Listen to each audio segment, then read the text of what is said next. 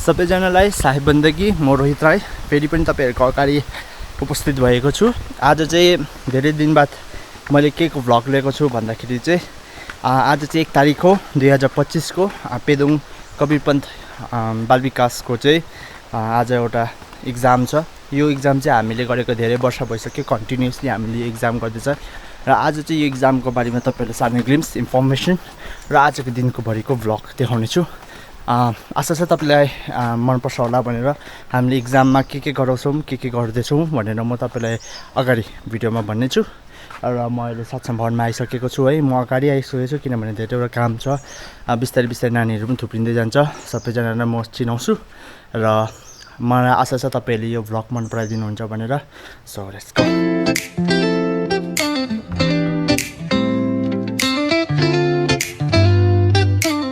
र हाम्रो पेदोङको नानीहरु आइसकेको छ है र सबैजना एक्जामको लागि रिभिजन गर्दैछ। भर्खर गुरुमैमा पाठ सक्यो, तन्द्रमुङकोहरु आएको छैन चाहिँ यहाँको नानीहरु चाहिँ सिनियरहरु हो। जुनियरबाट अहिले एकजना मात्रै आएको छ, अलिकति ढिलो हुने भएर चाहिँ बहिनी पनि आएको छ है। हाम्रो पेपर पनि अन्तखेरि अलिकति टाइम लाग्ने रहेछ, तपाईलाई म अपडेट गरिदिएको छु। हाम्रो यहाँ रश्मि बहिनी छ है। कसो छ एक्जामको प्रिपरेसन? ठिकठाक छ। कतिको टफ लाग्छ एक्जाम? कस्तो मतलब? कतिको साह्रो लाग्छ? कतिको एक्जाम त्यति साह्रो त लागेको छैन। सिलेबसहरु टाप्टुप याद छ के आउँछ भनेर? All the best. साहेब बन्दगी भन्दै हाम्रो बहिनीहरु प्रिपरेसन गर्दैछ है। हाम्रो यहाँनिर काव्य बहिनी छ। सो काव्य बहिनी कति भयो तिमी यो एक्जाम बसेको? 8 वर्ष हुन्छ यो पालि चाहिँ। यो पालि 8 वर्ष। लाइक कतिको टफ लाग्छ एक्जाम? यो एक्जाम त सजिलै हुन्छ। लाइक तिमीहरु पहिला गरेको र अहिले गरेकोमा के डिफरेन्स छ? पहिला चाहिँ अब हामीले यस्तो डरलाग्दो पढ्दिन थियौँ हैन। अहिले चाहिँ निकै अब बुझेरै लेख्छौँ। पहिला चाहिँ अन्जानीमै गर्थ्यो हो, अहिले चाहिँ अब निकै बुझेरै गर्ने भएको छ। अहिले यो अनुराग सागरहरु पढ्दाखेरि अहिले के प्रब्लम त हुँदैन? अहिले त हुँदैन। लाइक अहिले के पढेको छ सबै अन्त? हजुर सबै पढेको छु। ल त्यसो भने अल द बेस्ट तिमीलाई। साहेब बन्दगी। साहेब बन्दगी। यहाँ अन्सु बहिनी प्रिपरेसन गर्दैछ। बहिनी के गरेको तिमी? हजुर स्पिचको प्र्याक्टिस। स्पिचको प्र्याक्टिस गर्दैछ? अन्त अरु सबै भइसक्यो प्रिपरेसनहरु? अनुराग सागर अलिक छैन। अनुराग सागरको बारेमा के अनुराग सागर टफ लाग्छ कि स्पिच बेसी टफ लाग्छ? अनुराग सागर। अनुराग सागर टफ लाग्छ। स्पिच चाहिँ हुन्छ चलेगा हैन? ल त्यसो भने अल द बेस्ट तिमीलाई पनि। हुन्छ थ्यांक यू। हाम्रो अहिले जज बाजे पनि आउनु भयो, बैरागी साहेब। तन्द्रमुङको नानीहरु। साहेब बन्दगी तिमीहरु। पम्पे सबै याद छ?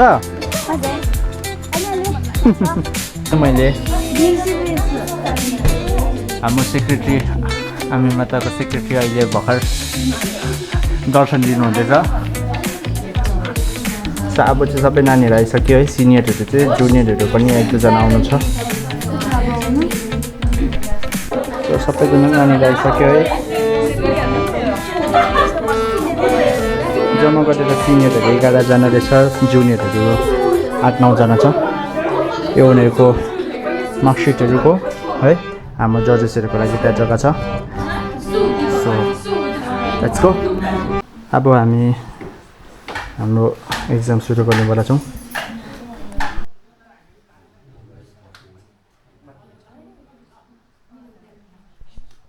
र हाम्रो पेदोङ बाल विकासको यो 2025 को एनुअल टर्म एक्जामिनेसनलाई सुरु गर्नुभन्दा अगाडि हुनु त दीप प्रज्वलनबाट सुरु गर्नुपर्ने हो, तर बिहानै हामीले गुरुमैमा गरिसकेको हुनाले गर्दाखेरि दीप प्रज्वलन अघि नै नानीहरुको द्वारा भइसकेको छ।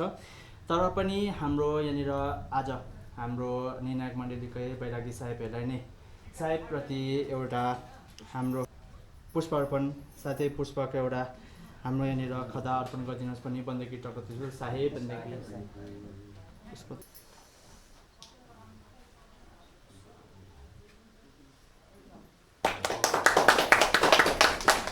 सुकृत आदि अजर चिन्ता स्वाद प्रकाश में नाम साहिब को चरण कमल में कोटि कोटि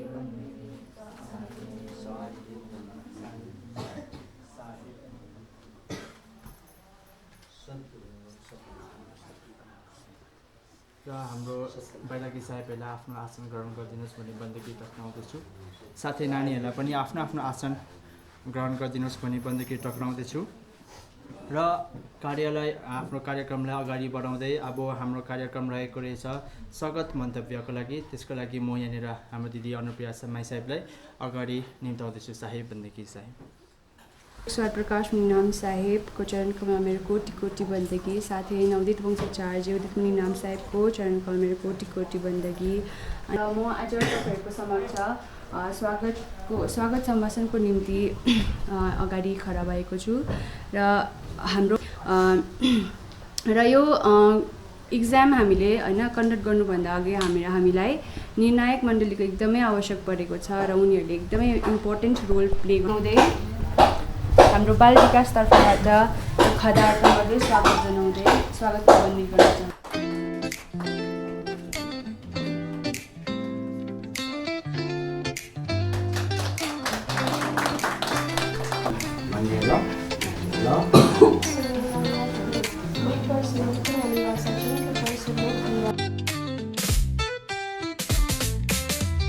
जति 34 हो अन्त उसको अघि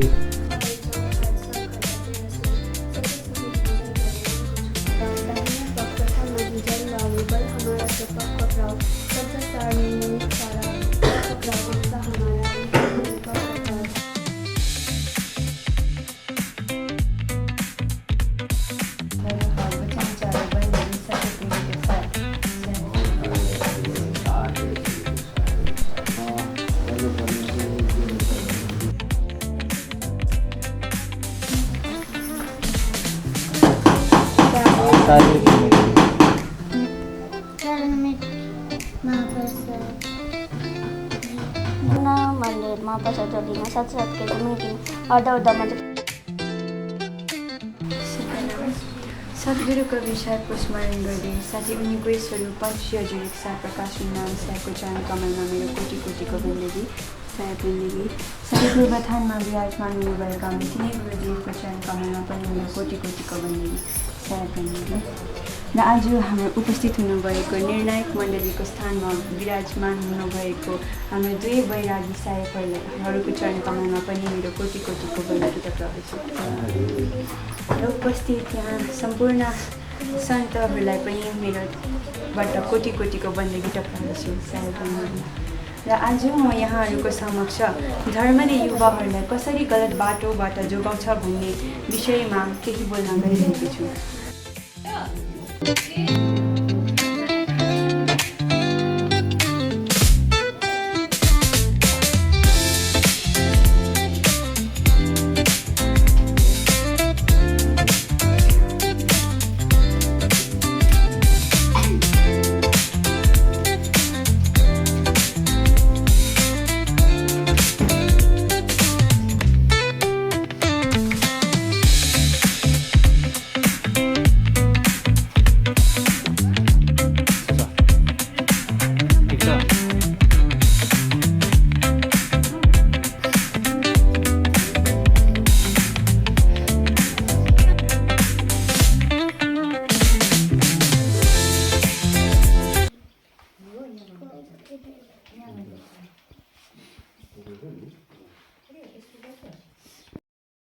हाम्रा पेदोङका विशेष नानी बाल विकासका नानीहरूले सालियाना नै यसरी आफ्नो के भनौँ अरू हुनर भनौँ आफ्नो विचारहरू आफ्नो ज्ञानहरू भनौँ जानेको उपलब्धिहरू समाजको अगाडि राखेर प्रस्तुति दिएर एउटा ठुलो आफ्नो भविष्यको निम्ति पनि ठुलो यसले टेवा पुऱ्याउँछ भन्ने एउटा सोच उहाँहरूको अभिभावक या नानीहरू जो चाहिँ गाइड गर्नुहुँदैछ उहाँहरूले त्यो सोच प्रगट दिवस हाम्रो हजुर साहेबको प्रगट दिवसको उपलक्ष्यमा तपाईँहरूले यो पालि पनि विशेष गरी यहाँ आयोजन गर्नु हुँदैछ र यसै सिलसिलामा सर्वप्रथम तपाईँहरूले हामीलाई पनि सालियाना नै बोलाउनु हुँदैछ।